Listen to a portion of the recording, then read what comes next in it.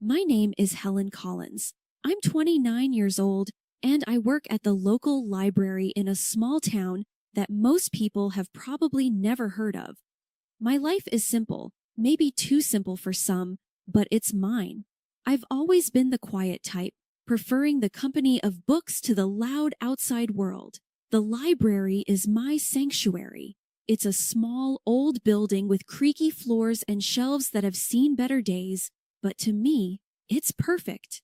Every day, I open the library doors at 8 a.m., turn on the lights, and breathe in the familiar scent of books. It's a routine that never gets old. My parents passed away when I was young, so I was raised by my grandmother. She was a kind woman, always encouraging me to read and learn. But she's gone now too, and I'm all alone. No siblings, no close relatives, just me and my small world. Good morning, Helen. Mr. Jenkins, a regular visitor, greets me as he walks in. He's an elderly man who spends his days reading history books. Good morning, Mr. Jenkins. The new shipment of history books arrived yesterday. I've set them aside for you, I reply with a smile. Ah, you know me too well, dear. He chuckles, shuffling towards the designated shelf. The day goes on like this, with familiar faces coming and going. I help a group of kids find books for their school project, recommend a romance novel to Mrs. Harrison, and guide Mr. Thompson to the science fiction section. It's a quiet life, but I like it. I find comfort in the predictability, the routine, and then, one day, everything changed. The day Jack walked into my life. He came in looking for a book, but I could tell he wasn't the regular library type. He seemed out of place with his crisp suit and confident stride. Can you help me find a book? He asked, his voice smooth and inviting. Of course. What are you looking for? I replied, trying to keep my composure. It's a novel, The Great Gatsby, I believe. Right this way, I said, leading him to the classic section. As I handed him the book, our hands brushed briefly, sending a jolt through me. Thank you, Helen, he said, reading my name tag. I'm Jack. It's nice to meet you. Jack. That brief encounter marked the beginning of everything. The beginning of a love that I thought would last a lifetime. The beginning of a journey that would take me from the quiet life I knew into a world of chaos and betrayal. If only I had known then what I know now, maybe things would have been different. But life doesn't come with a warning label, and sometimes we just have to learn the hard way. After that first meeting, Jack began to visit the library more frequently. It was odd considering he didn't strike me as the reading type. But every time he came in, he'd ask for a book recommendation and then spend a few minutes chatting with me. One day, he walked in just as I was struggling with a box of newly arrived books. Need a hand with that? He offered, walking over. That would be great, thanks, I said, relieved as we placed the books on the shelves. He asked, So, Helen, what got you into working at a library? I shrugged. I've always loved books. They're like friends, you know. Plus, it's nice and quiet here. He laughed. I can see that. It's like a whole different world. Our conversations grew longer with each visit. I found out that Jack worked in his family's business, something to do with real estate. He was easy to talk to, and for the first time in a long time, I felt like someone was genuinely interested in me. Then, one day, he surprised me. Helen, would you like to have dinner with me tonight? He asked, a hopeful look in his eyes. I was taken aback. Like a date? Yes, like a date, he smiled. I hesitated. This was new territory for me, but there was something about him that made me want to say yes. Okay, sure, I'd like that, I replied, trying to keep my voice steady. We went to a small restaurant in town. It wasn't fancy, but it was cozy. We talked about everything and nothing, and for a few hours, I forgot about my usually solitary life walking home. Jack said, I had a really great time tonight, Helen. You're very different from the people I usually meet. I didn't know how to respond, so I just smiled. He continued, I'd like to see you again. Would that be okay? I nodded. Yes, I'd like that. From then on, we started seeing each other more regularly. He'd take me out to dinner, or we'd go for walks. It was nice. For once, I felt like I was part of something more, part of a world that wasn't just about books and quietness. It wasn't long before I fell for him hard. He was charming and attentive, and he made me feel special. And when he proposed, I didn't hesitate. I said yes. Looking back, I wish I had seen the signs. I wish I had known that the charm was just a mask, a cover for something much less pleasant. But love has a way of blinding you, of making you ignore the warning signs. And I was very much in love. Or at least, I thought I was. After Jack and I got engaged, things started to change. It began with his parents. They didn't approve of me from the start. They thought I was below their son because I didn't come from money. The first time I met them, it was clear they didn't like me. We were at their house for dinner and I was nervous. It was a big, fancy house, nothing like what I was used to. Helen, this is my mother, Margaret, and my father, Richard, Jack introduced. Nice to meet you, I said, trying to smile. Margaret looked me up and down. So you're the girl who works at the library? Yes, I am, I replied, feeling smaller by the second. Richard chimed in. Jack, couldn't you find someone more suitable? I felt like crawling into a hole. The dinner was long and uncomfortable. They made it clear they thought I wasn't good enough for their son. But Jack stood up for me, which made me love him even more. Before our wedding, they insisted on a prenuptial agreement. They said it was just a formality. I didn't have much to lose, so I agreed without making a fuss. Once we got married, I moved into Jack's house, which was actually his parents' house. They had given it to him as a wedding gift, but they acted like it was still theirs. His parents came over all the time, unannounced. They'd walk in and start ordering me around. Helen, make us some coffee, Margaret would demand as soon as she walked in. And I would without saying anything. I didn't want to cause trouble. One day, Margaret pointed at the TV and said, Remember, Helen, in case of divorce, you can't claim this. It was like that with everything. They reminded me constantly that everything in the house wasn't mine. Jack started changing too. He wasn't the man I fell in love with. He started joining in on the jokes his parents made about me. One evening, I was trying to decide what to wear for a family event. I asked Jack for his opinion. This one makes you look less drab, he said, laughing. I was hurt. It was like he was a different person around his parents. He didn't stand up for me anymore. Instead, he laughed along with them. It was exhausting living in that house. I felt like an outsider, an unwanted guest. I kept hoping things would get better, but they only got worse. The stress got to me. I started having stomach pains, bad ones. I tried to ignore them, but one day I collapsed at the library. I woke up in the hospital. The doctor said it was stress-related. I was in the hospital for a few days. Jack didn't visit. He didn't even call. I felt so alone. Then, one day, a notary came to my room. He had news. My great-aunt, someone I barely remembered, had passed away, and she had left me her fortune. $30 million. I couldn't believe it. I didn't even know what to do with that kind of money. But suddenly, I wasn't just the poor girl from the library anymore. When Jack and his parents found out, they came to visit. Suddenly, they were all smiles and sweetness. Darling, we're so happy for you, Margaret said, her voice dripping with fake concern. Yes, we're a family. We should support each other, Richard added. I didn't buy it. It was too much of a change. After they left, I overheard them talking outside my room. They didn't know I was listening. She's such a fool. Can you believe our luck? Jack laughed. We need to make sure she doesn't leave you, Jack. Maybe you should have a child with her. That will tie her down, Margaret suggested. I felt sick to my stomach. These people didn't care about me. They just wanted my money. I knew then what I had to do. I had to get out of that house, away from these people. I had to take control of my life. I wasn't going to be their victim anymore. I left the hospital with a plan in my mind.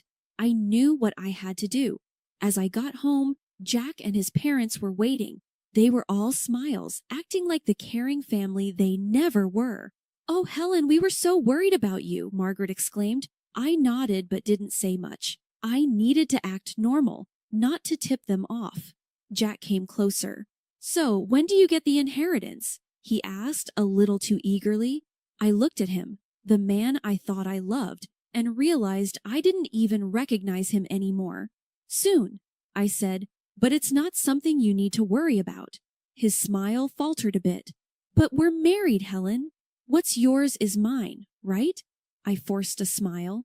"Of course, darling." That night, I couldn't sleep. Their voices echoed in my head, their fake concern, their greed. It made me sick. I got up and started writing. I wrote down everything they had done, everything they had said. It was like a dam had broken and years of pent-up frustration and pain poured out. The next morning, I had a meeting with a lawyer. I explained everything, showed him the prenuptial agreement. He was shocked, but said the agreement would protect me. "You're doing the right thing," he assured me.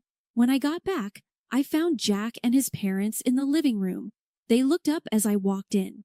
"There she is, our brave girl," Richard said, with a smile that didn't reach his eyes. I sat down, clutching my purse. "I have something to say." They all looked at me, curious. "I'm filing for divorce," I said, my voice steady. The room went silent. Then Margaret erupted. "What? You ungrateful little—" Jack was on his feet. "Helen, you can't be serious. We love you." "Do you, Jack? Because I don't feel loved. I feel used," I interrupted. Margaret was fuming. "We'll sue you. We'll take half of your inheritance." I reached into my purse and pulled out a copy of the prenuptial agreement. "Actually, you can't. This says neither of us can claim the other's property in case of divorce." They were speechless. For the first time, I felt in control. I stood up. "I'm leaving. I don't want any of you to contact me." I walked out of that house, their shouts and insults trailing behind me. It was the hardest thing I'd ever done. But as I drove away, I felt a weight lift off my shoulders. I was free from their disdain, their manipulation. For the first time in a long time, I felt like I could breathe. I didn't know what the future held, but I knew it had to be better than the past. I rented a small apartment in the city. It was nothing fancy, but it was mine. For the first time in years, I felt a sense of peace. I was still dealing with the divorce, but I felt like I could handle it. One day, I got a call from the lawyer. "Helen, there's something you should know about your great-aunt's will." I was puzzled. "What about it?" "There's a condition. You need to use a portion of your inheritance for a charitable cause. It was your great-aunt's final wish." I was surprised. I had no idea. The lawyer continued. "She was quite the philanthropist. It seems she wanted to pass that on to you." I hung up the phone, deep in thought. My great-aunt had given me a chance to do something good. It felt like a sign, a push in a new direction. I started researching charities and causes. I wanted to do something meaningful, something that would make a difference. That's when I stumbled upon a small organization that helped women who were victims of domestic abuse. It struck a chord with me. I contacted them and set up a meeting. The woman I met, Linda, was passionate and dedicated. We provide shelter, legal aid, and counseling to women who have nowhere else to go, Linda explained. I listened, moved by the stories she shared. "I want to help," I said, feeling a sense of purpose I hadn't felt in years. With Linda's guidance, I used a part of the inheritance to fund a new shelter. It was an incredible feeling, knowing I was helping other women find a way out, just like I had. A few weeks later, Linda invited me to the opening of the shelter. It was a small event, but the atmosphere was full of hope and gratitude. As people mingled, I noticed a familiar face in the crowd. It was Sarah, an old colleague from the library. "Helen, is that you?" she asked, surprised. "Sarah, it's been so long," I said, hugging her. "What are you doing here?" she asked. I told her about the shelter, about my involvement. She listened, her eyes wide. That's incredible, Helen. I had no idea. It's a new chapter for me, I said, smiling. We spent the evening catching up. It felt good to reconnect with an old friend. It felt like pieces of my life were slowly falling back into place. As the event wrapped up, Linda came over. Helen, I can't thank you enough. This shelter will change lives. I looked around at the faces of the women who now had a safe place to go. It's the least I could do, I said, feeling a warmth in my heart that I hadn't felt in a very long time. The days started to blend into one another, each filled with the rewarding work at the shelter. I was finding a new sense of purpose, something that was truly mine. Then, out of the blue, my phone rang. It was a number I hadn't seen in a while, Jack. My heart raced with a mixture of emotions, but curiosity won. Hello, Jack, I said, my voice calm. Helen, I need to talk to you. Can we meet? It's urgent. His voice sounded desperate. Reluctantly, I agreed to meet him at a public coffee shop, hoping that being in a familiar place would give me strength. Sitting across from Jack, he looked different, defeated, almost pitiful. His eyes were pleading. Helen, I made a huge mistake. I want you back. I've realized how much you mean to me, he blurted out. I looked at him, feeling nothing but contempt. Why now, Jack? He sighed. My parents, they controlled everything. They were the reason our marriage failed. I was weak, but I'm different now. I felt a surge of anger. You blame your parents? You stood by while they treated me like dirt? You laughed with them, Jack. He reached for my hand, but I pulled away. Please, Helen, I know I was wrong. I've changed, he pleaded. I stared at him, seeing the man I once loved but now felt nothing for. Changed or not, it's too late. I feel nothing for you, Jack. Nothing but contempt. His face fell, and for a moment I saw a glimpse of the man I married, but it was fleeting. I'm sorry, Jack, I've moved on. I have a life now, a purpose. There's no place for you in it, I said firmly. He nodded slowly, a look of resignation on his face. I understand. I just had to try. Leaving the coffee shop, I felt a weight lift off my shoulders. It was over, truly over. The next day, there was an event at the shelter. A local artist had donated a sculpture, and it was to be unveiled in the garden. As I stood there, surrounded by people who supported and believed in me, I felt a sense of belonging. Sarah, my old colleague from the library, stood beside me. You've done something amazing here, Helen, she said, smiling. The artist pulled the cover off the sculpture, revealing a figure of a woman reaching up to the sky. It symbolized hope, strength, and new beginnings. Applause filled the air, and for a moment, everything felt right in the world. Linda, the woman who had helped me so much, came over. Helen, this is just the beginning. There's so much more we can do. I looked around at the faces filled with hope and knew she was right. This was my new beginning, and I was ready to embrace it fully. My new life was busy and fulfilling. Every day at the shelter brought new challenges and rewards. My confidence grew, and for the first time in years, I felt in control of my destiny. I even started taking self-defense classes, something I would have never imagined doing before. One day, as I was leaving the shelter, I saw a car parked outside. It was my mother-in-law, Margaret, and she stepped out as soon as she saw me. Helen, we need to talk, she said, her voice softer than I'd ever heard. I have nothing to say to you, Margaret, I replied, my voice steady. Please, just hear me out. I've realized how wrong we were, she pleaded. I stopped and looked at her. She seemed genuine, but I couldn't forget the past. What do you want, Margaret? I want to apologize. I treated you terribly. I've lost my son because of it, and I don't want to lose you too. You were like the daughter I never had, she said, her eyes glistening with tears. I felt a pang of something, sympathy perhaps, but I pushed it away. Margaret, you made my life a living hell. An apology won't change that. I've moved on, and I suggest you do the same. I said firmly. She reached out to me, but I stepped back. Please, Helen, I know I can't undo the past, but I want to make things right. I shook my head. It's too late for that. Goodbye, Margaret. As I walked away, I felt her gaze on my back, but I didn't look back. I had learned to stand up for myself, and there was no going back to the way things were. The next day, I received a letter from Jack's lawyer. He was contesting the divorce settlement. I wasn't surprised, but I was ready. I met with my lawyer, a sharp woman named Rachel. He's got no leg to stand on, Helen. The prenuptial agreement is clear. He's just trying to intimidate you, she said confidently. I nodded. I'm not afraid of him anymore. Let's fight this.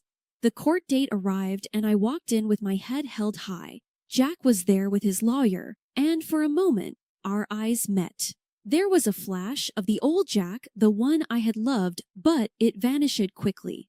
The judge listened to both sides and then made her decision. The prenuptial agreement stood, and Jack's claims were dismissed. I felt a surge of relief and triumph. After the court session, Jack approached me. Helen, I'm sorry, I was wrong, he said, his voice low. I looked at him, seeing the man I once loved, but now felt nothing for. Goodbye, Jack. Take care of yourself, I said and walked away. As I left the courtroom, I felt a sense of closure. That chapter of my life was finally over, and a new one was just beginning.